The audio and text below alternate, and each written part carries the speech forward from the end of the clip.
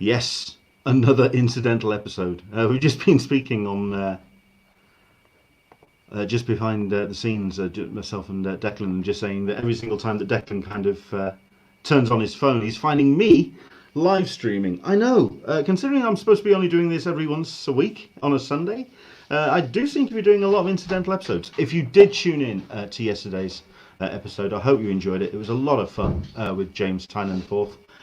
The audio version of that went up this afternoon, and the full version of the video will be going up on Wednesday. If you were a Patreon supporter, or if you are a Patreon supporter, you can go onto the Patreon page.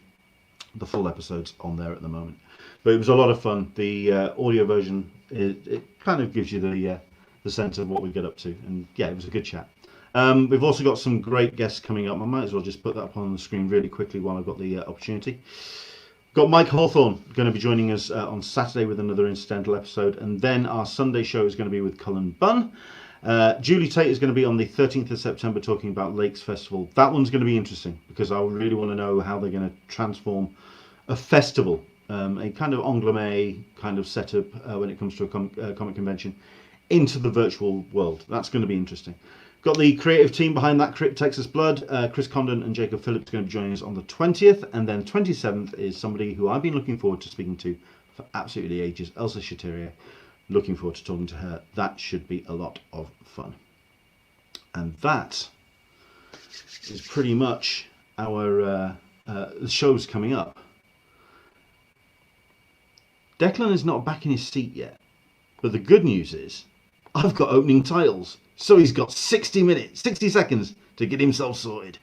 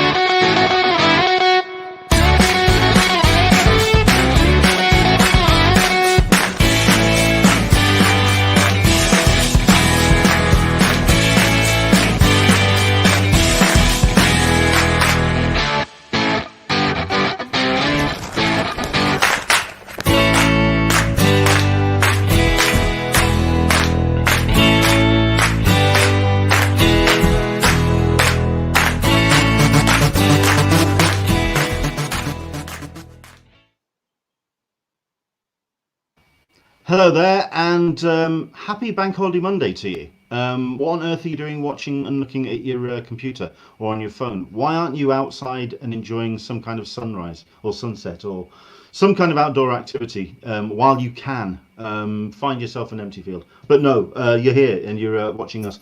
Thank you very much indeed for tuning in to Talking Con, a cup of tea with an Englishman in San Diego. My name's Len Sultana, and each and every Sunday we get to talk to some interesting people about comics, Comic-Cons, and con culture. But for today, on our incidental episode, we've got something a little bit special because we're going to be showcasing a Kickstarter which is in literally its final hours of its run.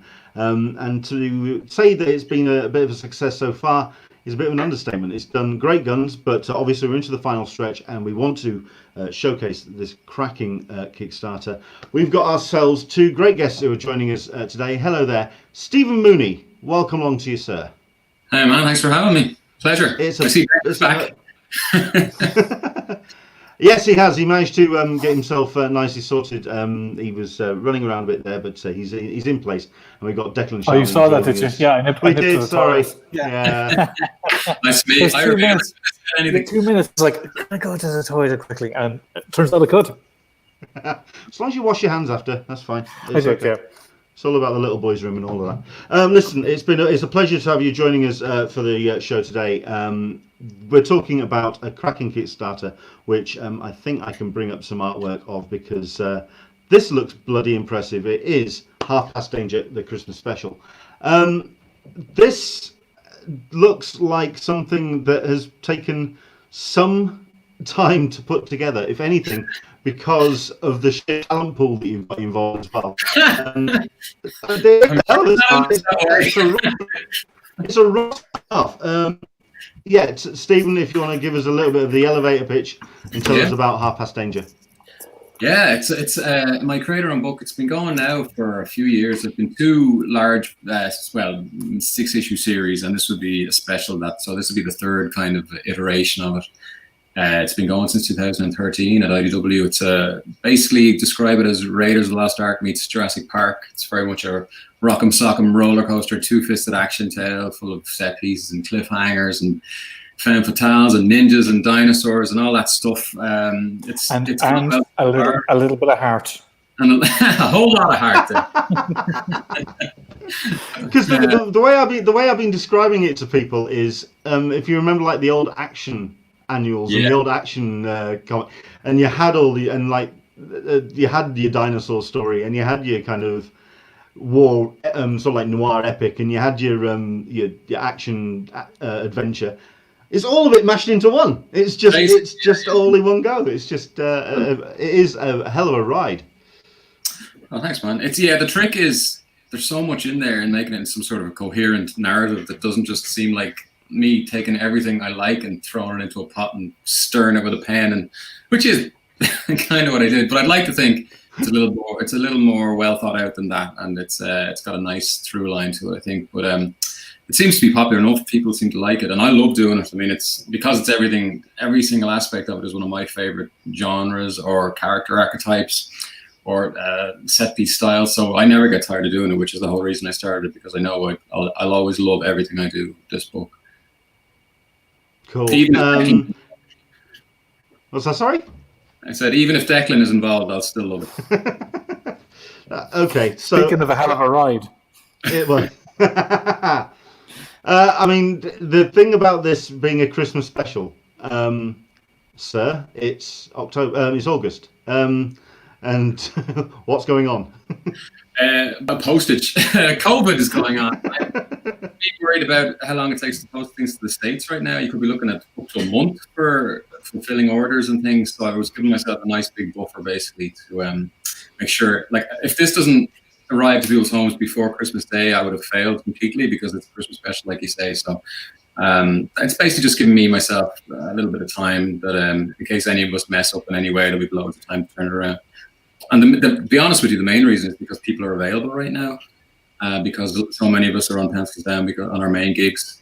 It's just I was able to rope the lads in and get everyone involved while it was downtime. And I know realistically in another month, even a few weeks, everyone's going to be back, maybe not at full guns, but back on their normal books and things. So it was kind of a strike while the iron was hot situation as well. Fair enough. I mean, what's been the kind of lead up time to putting this together? Is this a genuine COVID baby? Is this something that has been yeah? Well, that's not 100% true. You've been thinking about doing a Kickstarter. Or you were looking into it, kind of like a little bit beforehand. But, I mean, it was definitely COVID definitely like forced your hand for sure. Yeah, I think so. I mean, I had the script. The bones of the script has been written for, I don't know, a year or two. So I love Christmas specials. I'm a big, you remember the old annuals like Rubino, the Dandy, Transformers, all those 80s annuals you used to get. I loved those, and having one of those on my, whatever you want to call it, your Christmas stocking in the morning, like where you get a nice chunk of about 60 pages worth of reading material. So that was how I envisioned it being. And then when the COVID hit and I realized I had a few months with no work on, it kind of just coalesced into that natural opportunity to make it happen. And I had a bit of fire in my belly at that point because I needed to make some money. So, all the elements came into play, and it turned out so far so good. It looks like it's going to be what I want it to be at the end, which is the big full fat version. So yeah, fingers crossed. Anyway.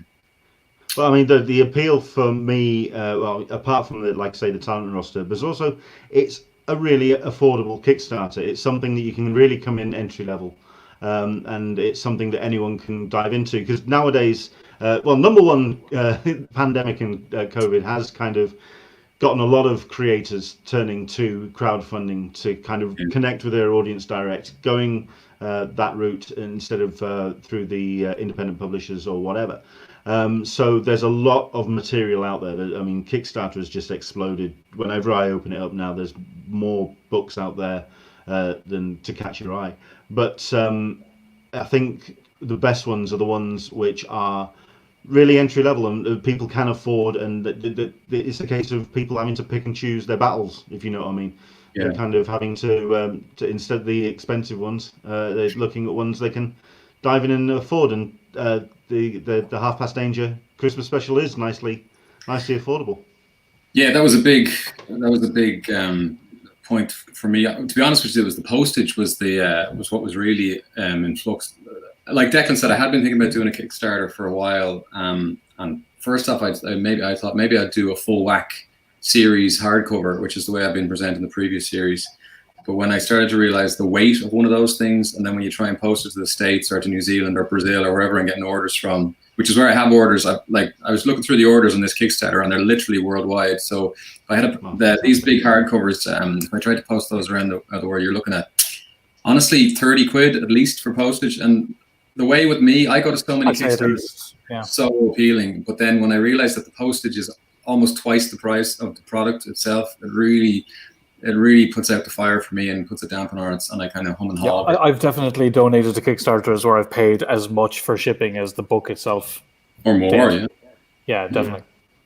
But I mean, even when I've spoken to creators that haven't run a Kickstarter before, and they've run real foul of this, it's to the point where it's almost made it impossible to make any kind of money, even once it's been a successful funded Kickstarter. Yeah, I mean, where have you turned to in terms of advice and help in putting the Kickstarter together? All over. Actually, you mentioned Elsa already earlier on. Elsa was probably the biggest source of advice for me. I know her from our IDW days together. She's lovely, and I got onto her because she had a really successful Kickstarter recently for an art book she did. And which I purchased that. It's upstairs. I have got that. Oh yes, yeah, I have it as well. Hell of a book. So I got onto her. I knew she'd have a lot of advice, and she went above and beyond. She sent me pages of material, and she was sharing numbers with me that were like financial stuff that she didn't have to show me at all, but she just decided to do it just to show me the reality of things like postage and things like that.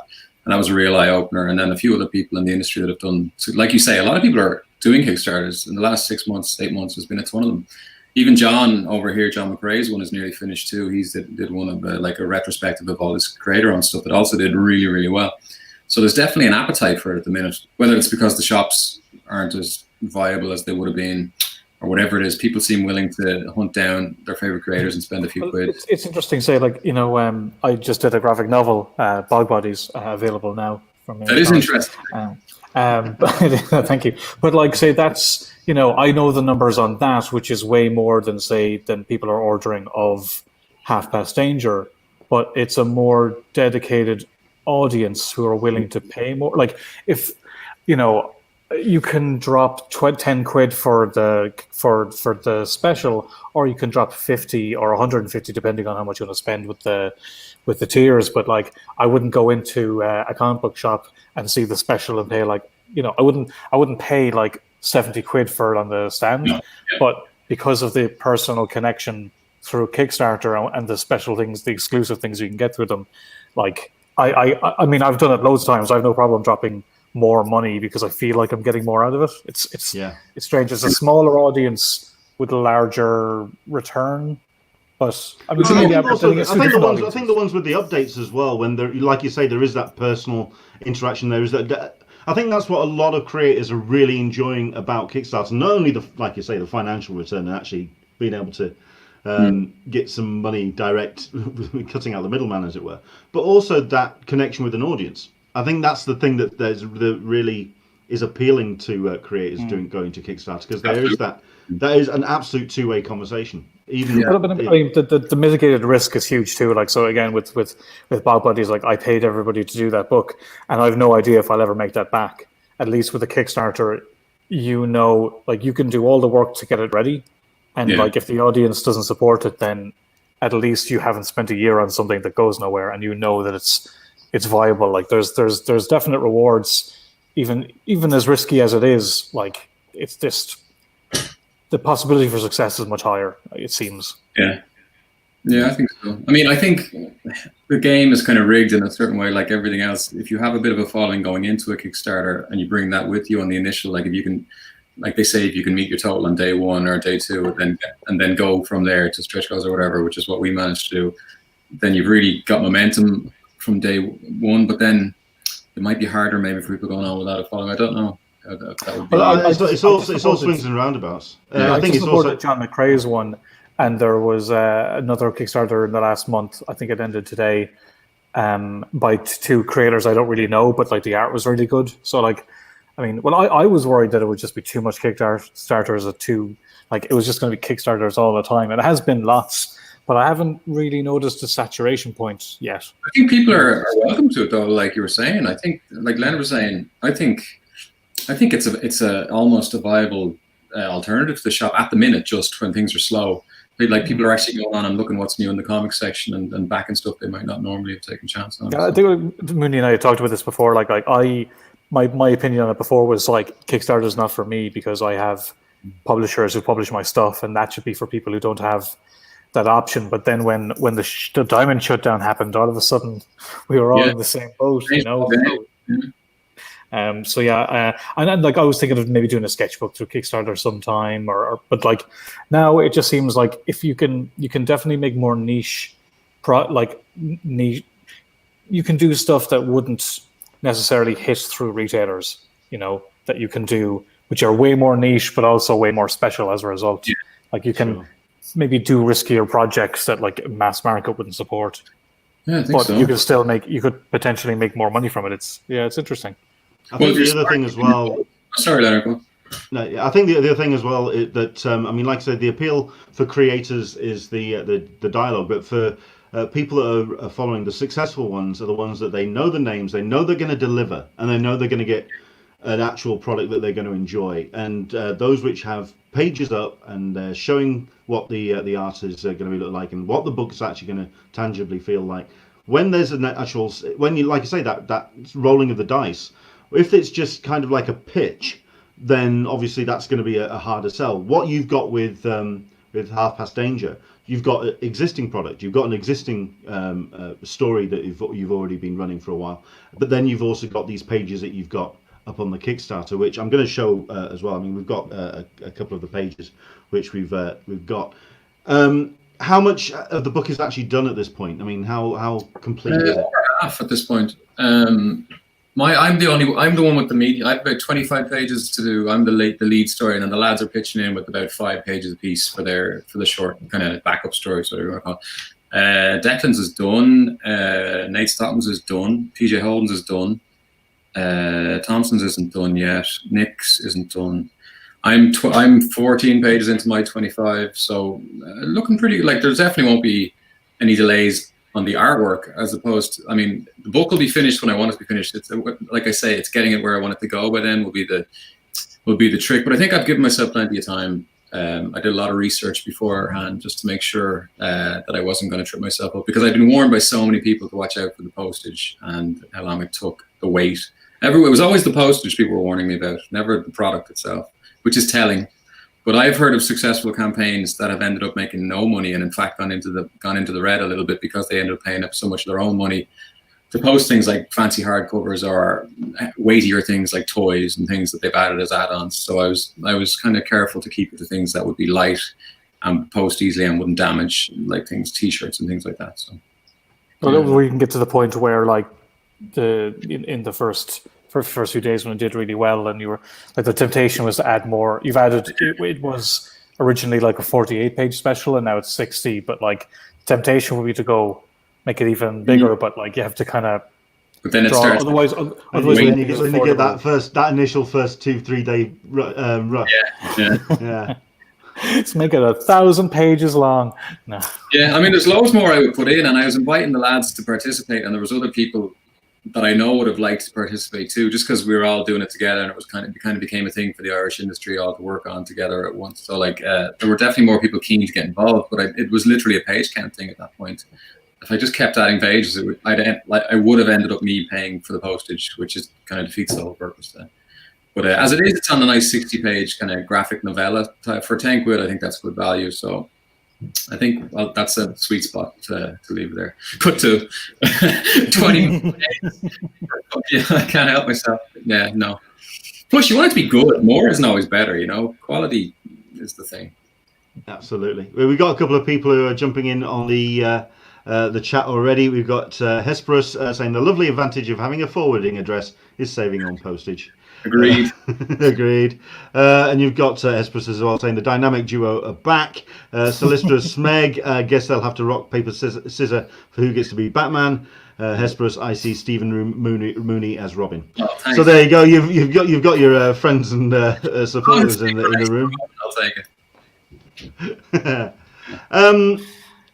In terms of the actual the story of the Christmas special, I mean, is it a Christmas themed episode as well, or is that just the cover? No, it's very much themed around Christmas. Yeah, all the lads' short stories are themed around Christmas. The main story is themed. Even the pinups are themed around Christmas. So it is a full bore Christmas special. So yeah, which I was very adamant about because, like I was alluding to before, when I was a kid, I was huge, and I mean, I'm still a big Christmas guy. I give out to Declan because he doesn't get excited enough for Christmas. But when I was a kid, I was mad for it, like all those annuals and just the Christmassy kind of feel. I love it, so I'm trying to inspire a little bit of that with this. So it's very, very Christmassy. I had to ask because I mean the pages that we've got up, I don't see a reindeer in sight, so I had to just check. But I mean the artwork that we're showing up on the screen at the moment is just absolutely stunning. I mean, let's go back. We've got Declan's page there, which is as frenetic as you could ask for. Oh, cheers, man. Well, it's got snow in it, so it's Christmas. Counts. Yeah. It counts. You've got Stephen Burns' page, which is, I mean, it's yeah. I was not happy when I saw that page. I was like, we're supposed to like work at this. I thought this was just like whatever. Yeah, he's not phoning it in, is he? No. Not at all. And Nate Stockman's page there as well, which is just stunning. Can't wait to see that coloured. I can't wait to see that. Yeah, well, Trina Farrell is doing the whole book, which is going to be really interesting. She's excellent, but we've only really seen her on my stuff so far. So we have the page, we have Dex pages in, and they look ridiculous. They're gorgeous. I'm really looking forward to seeing her. I've worked with Trina like on a couple of covers, and her stuff's lovely, but she hadn't coloured me on a sequential story before. So that, I mean, like for me, like, well, one, it was nice to actually. I don't know if I asked or I just invited myself. Oh, probably the latter. Sorry, probably the latter. Probably the latter, yeah. But like, one of the advantages was like getting to work with Trina, who's it's really interesting seeing like a really, really good colorist that you haven't worked with before do your stuff. It's like seeing your work in a whole new light, and yeah, it looks amazing. I can't wait to see what she does with Nate and PJ. Yeah, PJ especially, that'll be interesting. Yeah. And then we've got this brilliant pin-up from Isabella, which is just stunning. Yeah, she's from a different kind of school. Herself and Stephen Byrne are more the internet wonder kid kind of, like, where they have these huge followings that I know there isn't much crossover between what they do and what I do. I'm so old school and analog, so I really wanted to get a couple of those people on the book as well to try and hit that market a little bit too. Plus, they're ridiculously talented, so it's a win-win situation. I love Izzy's stuff. I've been looking for something that I could get her involved with in a while, and I want to work with her. We're talking about doing some more together actually, which would be cool. That'd be cool.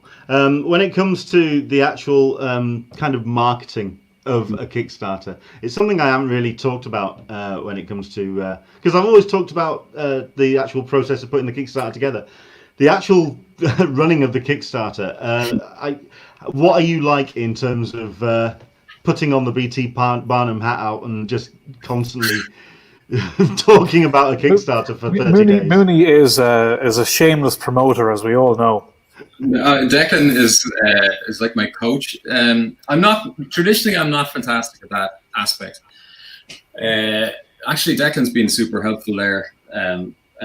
Just showing me the right amount, how far to push it without pushing too far. I'm like a lot of Irish and English guys. I'm probably a little bit reluctant to go the full glitz and glamour. Here's my stuff every 2 hours. I mean, I'm getting better at it. I put up something new nearly every day, I think, which for me is a huge amount.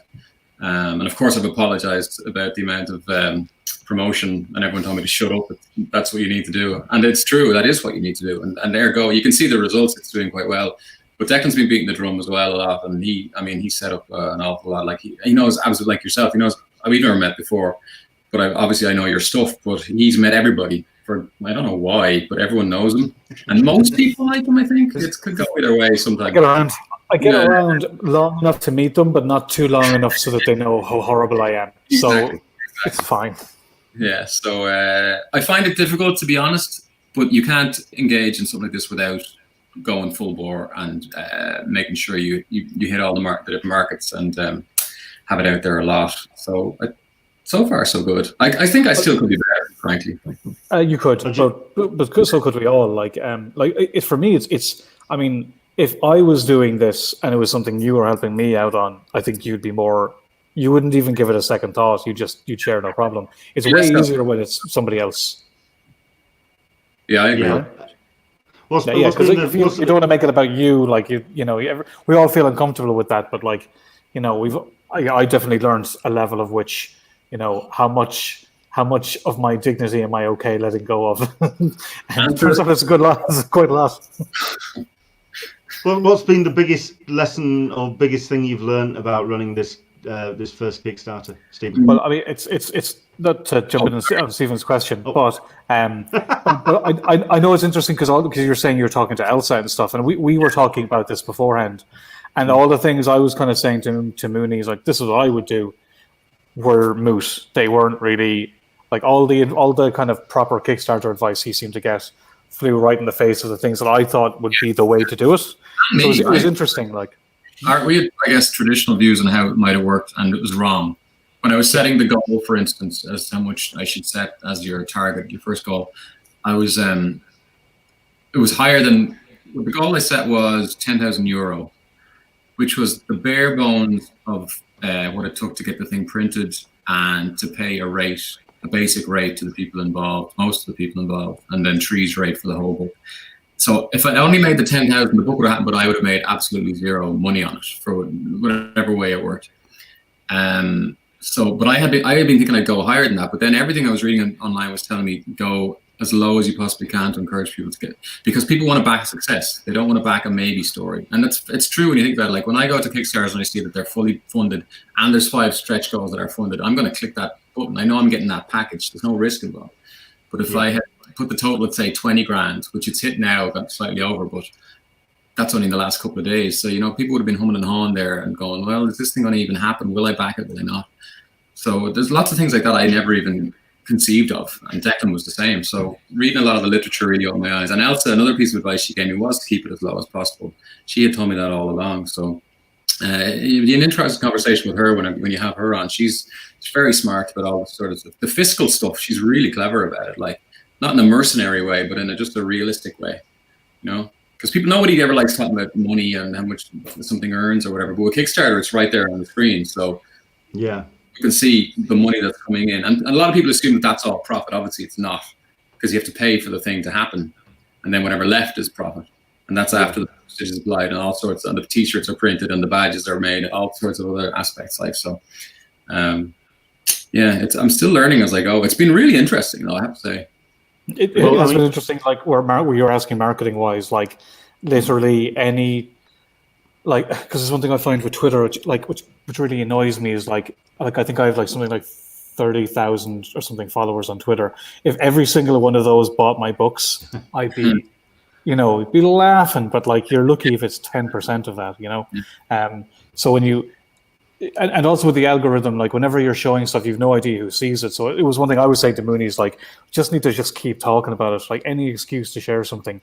And you would tangibly see whenever we did make a point of like, if I showed a page or Mooney showed a page or I retweeted it or he did, you'd see, maybe one, maybe two people would.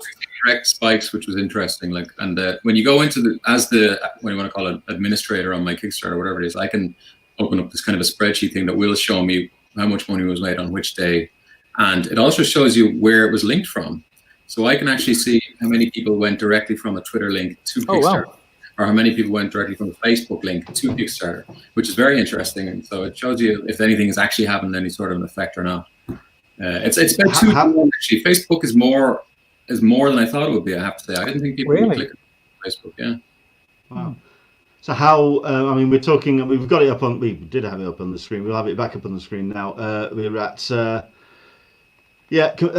20,661 euros of €10,000 goal, 65 hours to go. Just how I can never say this question without doing a 12-year-old smirk at the camera. How anal did you get about this?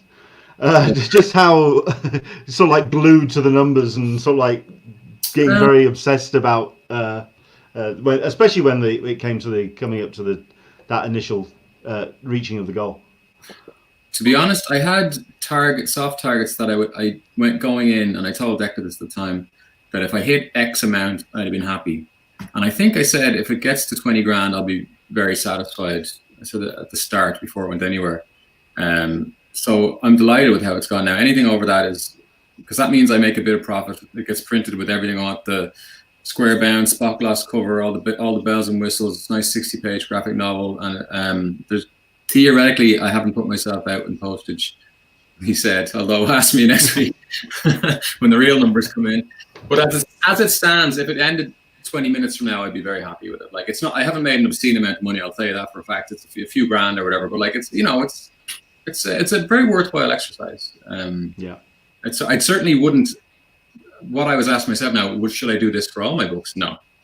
My next Half Past Danger will still go through the publisher as far as I'm concerned for the next series. In the traditional manner. I won't be turning over to Kickstarter for everything that I didn't realize you decided that. Yeah, well, I mean, part of me feels like you do. Like, if I have people who are looking to publish my book, am I taking the piss a little bit, going my own and doing it on a Kickstarter or something and circumventing that? But then that's such a silly mindset in a way, because basically what this is a print to order service. If I've got 510 people asking for my book, I print that many copies, I send it to them, we agree on the price, it's a deal done and dusted. There's nobody's pulling any wool over anyone's eyes, you know what I mean? So in fact, they're getting more for their money here than they would. But at the same time, you're clearly selling copies of Half Past Danger to people through shops that are not aware of a Kickstarter.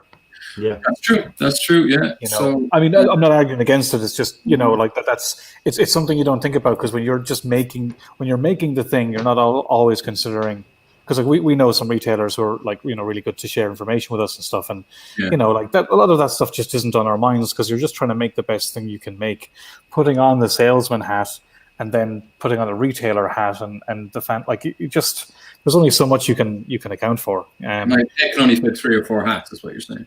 Basically, yeah. None of them really. I have too much hair now. I can't really. But no. But like, it's interesting. I mean, I think the fun thing about that was, again, goes back to the marketing question. Is like we did have fun with it. Like, you know, like me and Nate and Will and we're all just stripping into each other, and and it ends up promoting the book too. So like, I think that's why I might just leave. When you say why would you not do the next day Half Past Danger series in Kickstarter, it's because this became a mini event among the Irish guys where we were all in on it together and having a laugh behind the scenes. And in a month, it's a one and done, and we're all finished within a month or whatever, and it's gone, and it's just a little bit of a capsule. Like this, when this book comes out, it'll be, I was saying to the lads before, it'll be kind of a little state-of-the-art glimpse of where Irish professional comic books are in the world market, because we're all in there. Pretty much all the pros are in there, and that's all our most recent work. So it'll be interesting to see it when it's finished and have that as an artifact, and then move on and go back to. I think that's also because when Half Past Danger started, what you said 8 years ago, like, what was it? I think I was at Marvel a couple of years, and Will was like, we were all kind of making names for ourselves, and a lot of us have now. So, and it's nice to kind of, like it feels like a nice kind of just taking the temperature of where. Yeah, it's like a reunion kind of, even though we talk to each other all the time. We haven't ever all worked on the same book ever, which is kind of wow. I mean, I think the thing which I'm seeing with the people that are doing Kickstarters on a regular basis, it does become their primary source of income. It is something that they really go macro on. They turn that into their income, and they turn that into their revenue stream.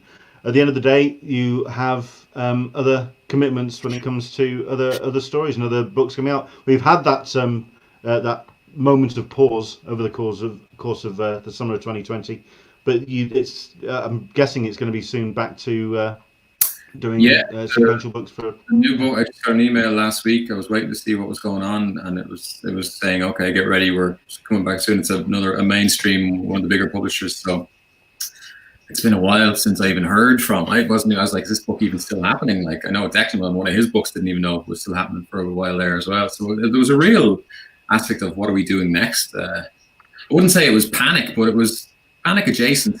Whatever I had 3 things appear and disappear on me in the space of 2 months. So like, just it was to work on a solid 5-page story was just like it was very comforting. I mean, you say that sort of like moment of pause. I mean, the people I've spoken to when it comes to Kickstarters over the course of the last month or so, 2 months ago, the overriding statement has been that we saw this light coming from the end of the tunnel and realized it was the train, and it was this sense of, oh gods, we need to kind of really reassess the state of the industry. We need to, our own security is they just saw the ground just quickly. I think that was it was the speed at which it happened. It was that it just happened on a dime, and it really just made everyone just go, okay, we've got to look into other options now. We've got to look at other avenues to reach our audience.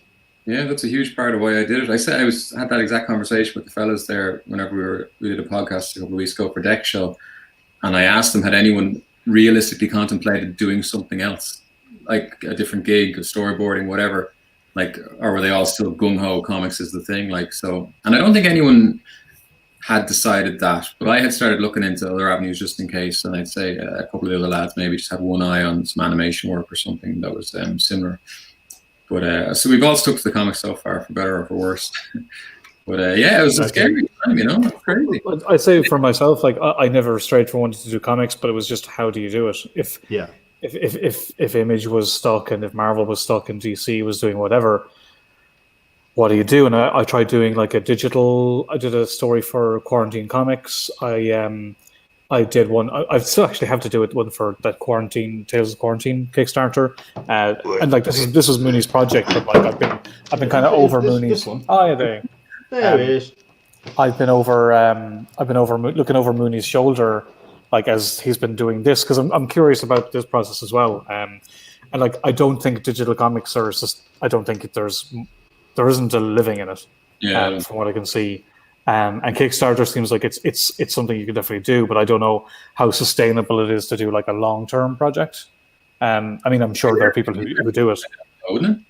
Sorry? It would be interesting to try it, though.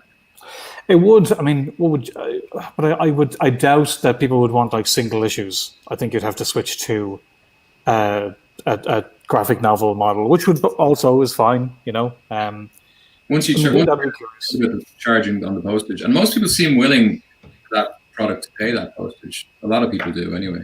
Mm-hmm. What's been the reaction? I mean, obviously, it's gone great guns in terms of the actual backers and the funds coming. But what's been the reaction of people to the story and to the actual Kickstarter? What's been the general the dipping of the toe? What's been the grassroots opinion? Positivity. Yeah. Well, everybody loves the photo.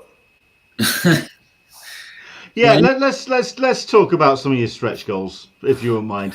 Let's dive into a couple of these, because like I say, the stretch goals are interesting. You've got lots of stuff that you got the variant cover, which is lovely, the nice little black and white there. That is a very suave photo of you, sir. Yeah. It has to be said. Well, you can thank that. Well, that was my doing. I told Mooney that, I can't remember why, but I just had a giggle to myself. I said, if you did a version, you're a bad person. If you had an option that was like a lot of money for like a signed black and white, like movie idol type photo, because it ties into the book, it's in that era. I was like, I'd put serious money down for that. And he said, no, don't be stupid. I was like, I would do it. And then he said, like, no one's going to take that seriously. I'm like, I'm taking it seriously. And then I said, he was like, oh no, like, what do people think of me if I did that? I'm like, you drew yourself into 200 pages of your own book. I don't think the photo is going to change anything. So sure enough, he did it, and I put money down for it, and then he took it down and made it a much more affordable variant cover. I didn't pay for the stupidly expensive version, and then I made a layman's version, which cost a few quid that other people could buy. Yeah. So I got boned money-wise. Fair enough. I mean, it's got to be said, when this jazz album comes out, I do want a copy. I think that would be a really cool thing. But then again, like I say, we've got these mini prints as It'd well. be more of a Buble type album, wouldn't it? Christmas album, come on. He loves Buble. Well, I wouldn't love is a strong word. Who doesn't love the Boobles? I don't know, whatever he's called. Now you see, this is where you've got yourself, like I say, how long you've got? 68 hours to go.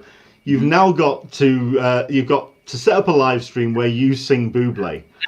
If you reach a certain stretch goal, if you hit another 5,000, there you go. Him. He could do it. He could do it. Not do that.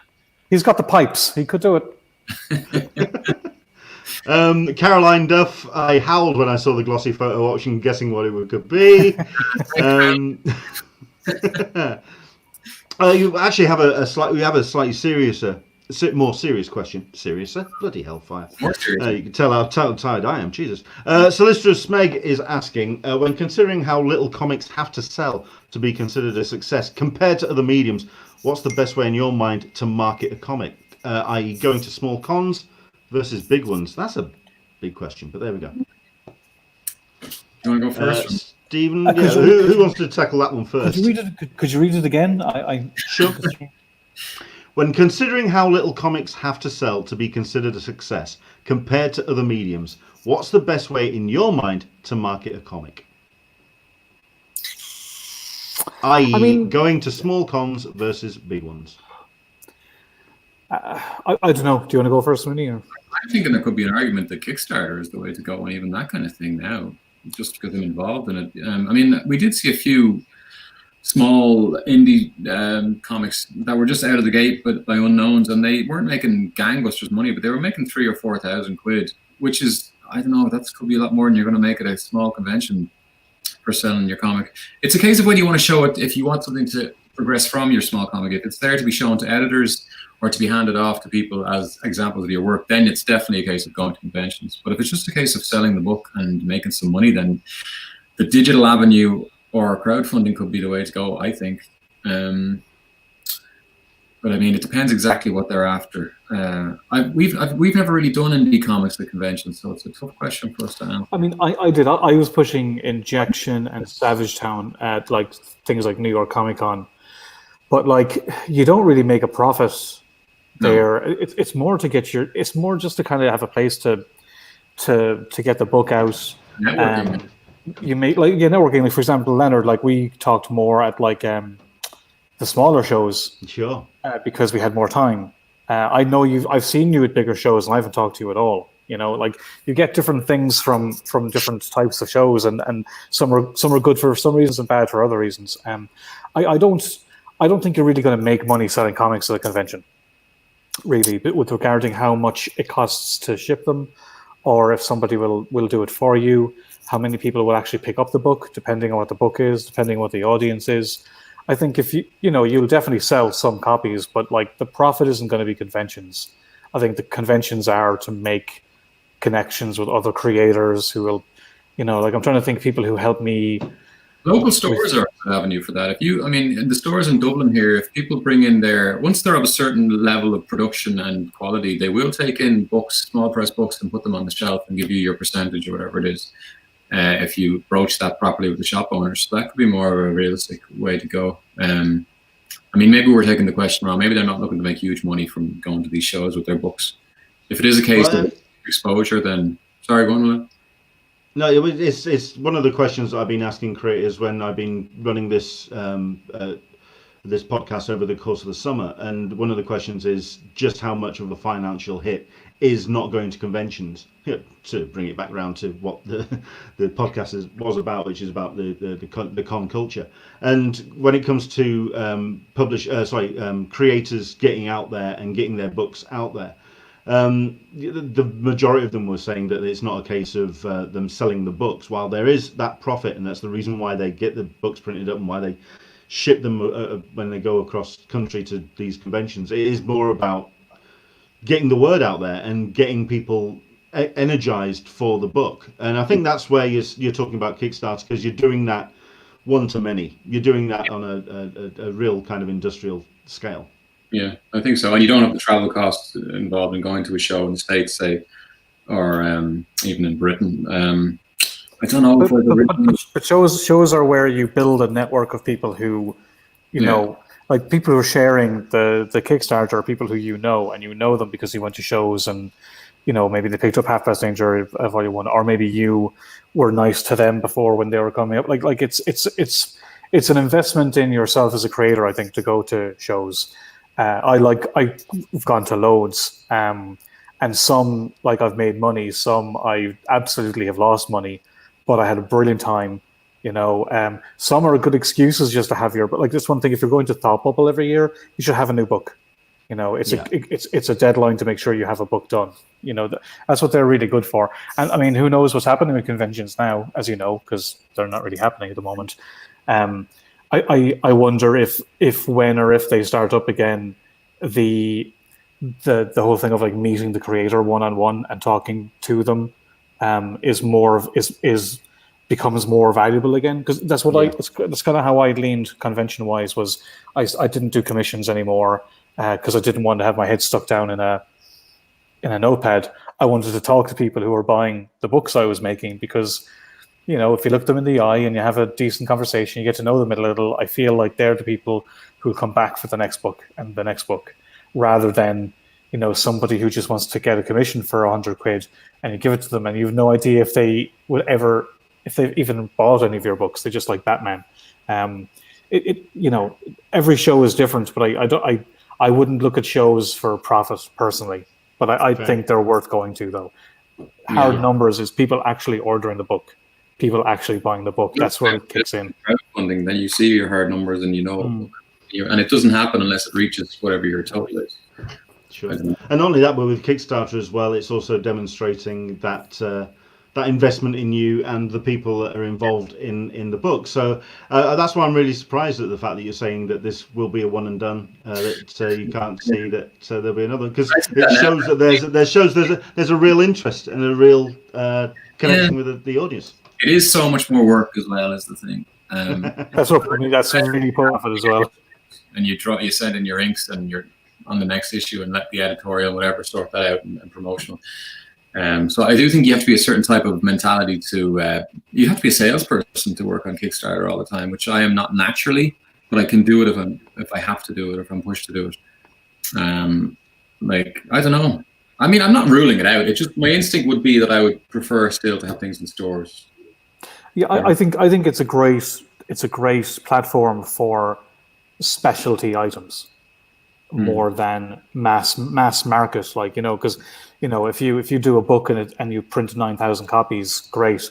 If you do a book Kickstarter and you have to post 9,000 copies, you know, like, so I think that's why, I mean, personally, it seems to me at least to be good for like special items that are a bit more elite, that are a bit more specifically for the people who are investing in it. Whereas, you know, doing something like Half Past Danger Volume 3 would be more for like the mass market of people who are reading Half Past Danger Volume 1 and 2. Well, there's also the aspect that a lot of those people have no idea what Kickstarter is. A lot of people who buy my comics are maybe, I don't want to call them older, but they're not kids generally.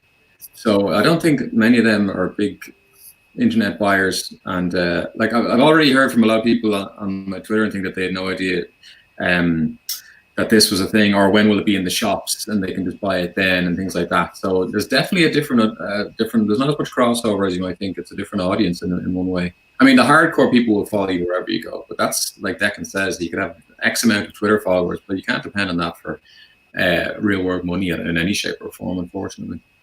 Even at that, like, Twitter is such a small percentage of people who actually buy books. You know? So it's a small little cell of a cell of a cell of a cell, and because we tend to look at that one cell all the time, we think that's our market. But like, you know, but it was interesting when I was trying to promote Savage Town, I would ask people how they heard about it, and a lot of them it was Twitter.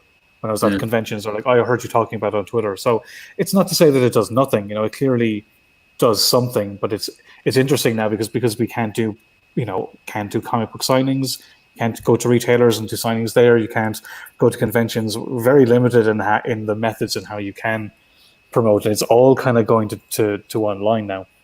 Yeah. You've got Irish and Sketchy saying we're all big kids. So I think that's heading back to something that is what seems. Some bigger and kiddier than others. And Mark Abnett is watching, and I'm going to bounce off on this one because he turns around and said a game breaker for Kickstarter and comics will be when you have a printer who is based in multiple locations around the world and also supplies fulfillment. Mixam was looking at this at one point. I'm really surprised there hasn't been. I mean, you were talking about just how backbreaking the printing element and the posting of the whole thing. I'm surprised there hasn't been a printer or a printer that would take all of that on for Kickstarters to kind of fold that into. Yeah, there is. If you're willing to pay whatever percentage of your overall profits, there are several services I've sprung up now that will take care of all the back end. If you just send them your files and your numbers and the addresses of everybody who's pledged, they will. They'll put it together. They'll post it anywhere. They'll send it to their printers in Europe and save on postage there. But I mean, mine wasn't on a big enough scale to be. I did look into all that stuff, but you need to be in a little bit bigger of an operation before that would be viable for me. I'd have to give up to. Also, I mean, you wanted to have a lot of them signed.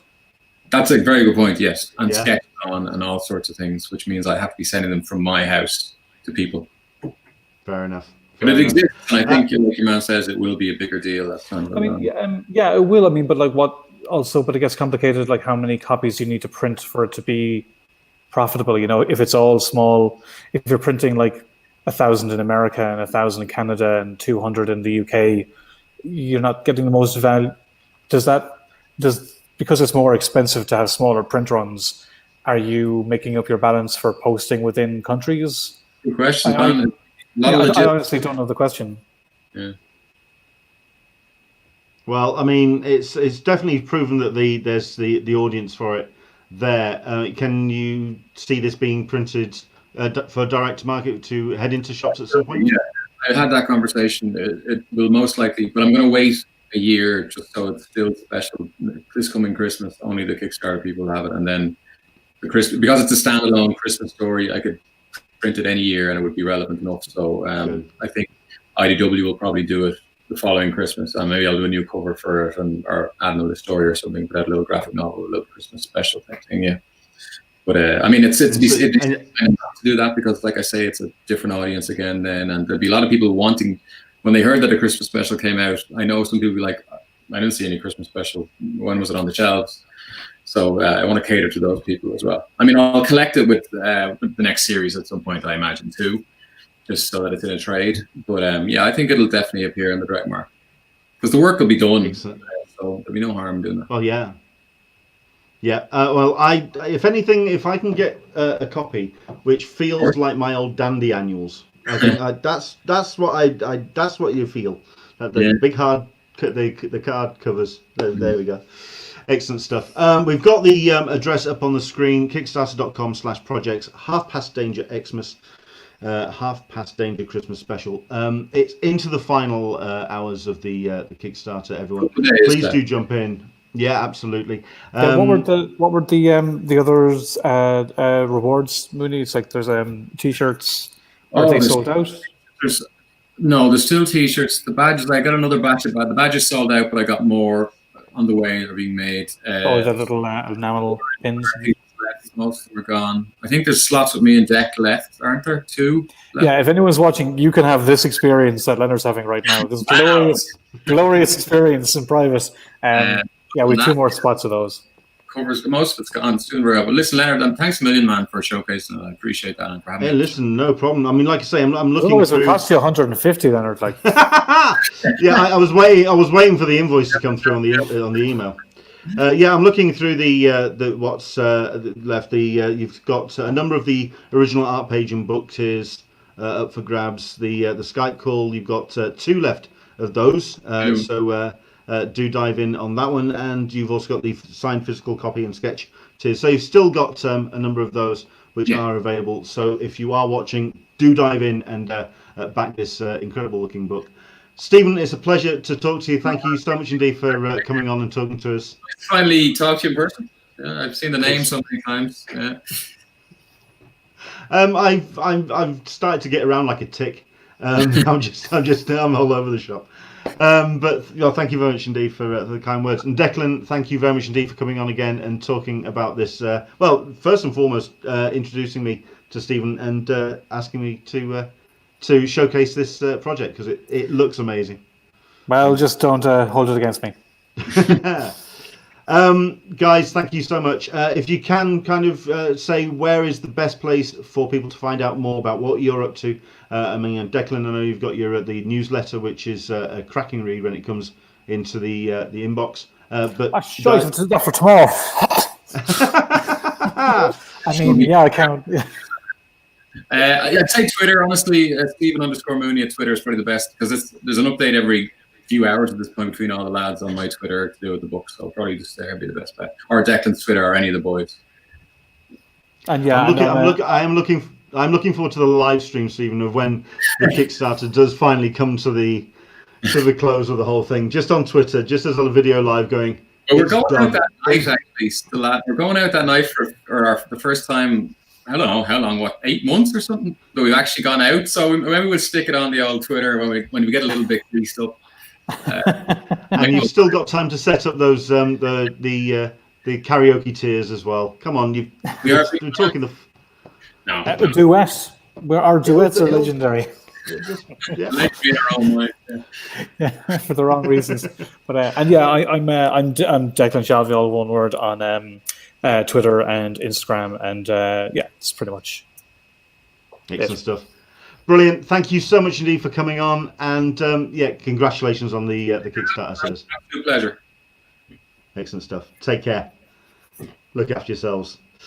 Excellent. Thank you very much indeed to Declan and to Stephen for joining us on today's show. It was a single kind of conversation about this project, but it's well worth talking about the Kickstarters that are out there, especially the ones which are absolutely full of fantastic talent and well worth checking out. Do go and check out, once again, let's have that address up on the screen, kickstarter.com/projects, Half Past Danger Xmas, Half Past Danger Christmas special. Do go check it out. Final stretch, and it's already crossed the line, but now it's for you to get your copy if you haven't backed it already.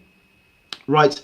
Thank you very much indeed for joining us on today's show. Like I say, we've got ourselves another incidental episode, which is going to be taking place on Saturday, which I'm really looking forward to checking out. Considering that, yes, I haven't actually spoken to this person before, so I'm really looking forward to meeting them. We've got Mike Hawthorne, who's going to be joining us as the guest on Saturday's show, 10 a.m. Pacific, 1 p.m. Eastern, 6 p.m. GMT. Please do join us for that. And then we have Cullen Bun on Sunday as well, so do join us for those episodes as we go into the weekend. The last thing I want to very quickly say is something that I was going to bring up on Sunday's show, but I got so kind of caught up with talking to James Tynan the fourth. It was something I was going to introduce the show with, and I completely got swept up with the interview, and I forgot to mention it. And it's something that I can kind of reach to most corners of my house and pick up something Black Panther related, because the impact that Black Panther had as a film it can't be understated. Basically, I just want to add my very small statement when it comes to my tribute to Chadwick Boseman. If anything, because quite frankly, 43 is literally no age. We have been criminally robbed of an incredible talent. If you saw him on interviews, you know how humble he was. You know how he knew the place that he had in the people that he played on screen, from James Brown to Jackie Robinson to T'Challa. He knew the responsibility that had been placed on his shoulders in those roles, and he took that responsibility with dignity and aplomb, considering as well that when Black Panther was starting to go into production, he had been diagnosed, or just been diagnosed, with bowel cancer. I've had colon cancer. I've had surgery. I had chemo. For the year and a half, 2 years where I was undergoing treatment through 2009 to 2011, it absolutely knocked me for six. It was bloody hard work. And he went into various productions, kept it as a secret. Someone posted online and said that, of course, you keep it a secret. This is something that would preclude you from doing work. And he wanted to be seen. He wanted his work to matter. You can't begrudge him that. But you also have to give absolute props for his strength, his determination, and how on earth he got through what he did. He apparently went through surgery to undergo treatment for what he was going through. Surgery, I know, for bowel cancer involves having a stoma, which is a bag which you carry in front of you catching your poo, which is not a dignified thing to do. But how on earth he did it, I have no clue. But he, like I say, he did it with incredible dignity and aplomb, and we've been deprived of more great performances from Chadwick Boseman. So I would want to just acknowledge him and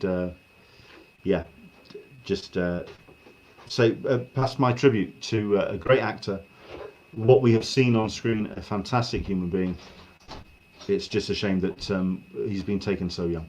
So I wanted to just put my little tribute out there. Heaven knows there are plenty others. If you haven't checked out Bill Sienkiewicz's feed, do. He's posted two pictures of Chadwick on his feed. The one he posted about an hour and a half ago is absolutely glorious. A real celebration of the life and the energy of Chadwick Boseman.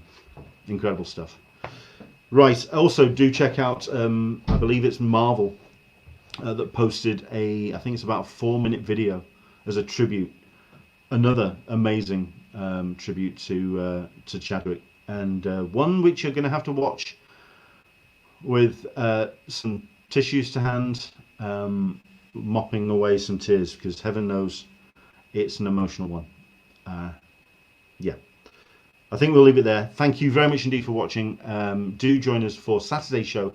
Like I say, Mike Hawthorne is our guest. 10 a.m. Pacific, 1 p.m. Eastern, 6 p.m. GMT. Hopefully you can join us for that. And of course, Cullen Bunn is going to be our guest on Sunday's show. It's going to be a fun week. But it's going to be a fun week without live streams. It's going to be strange not doing another 2 or 3 between now and Saturday. But you never know. Times may change. Do like, do subscribe, do hit the button down below. It will let you know when we go live here on Talking Con, a cup of tea with an Englishman in San Diego. Take care. See you soon. All the best.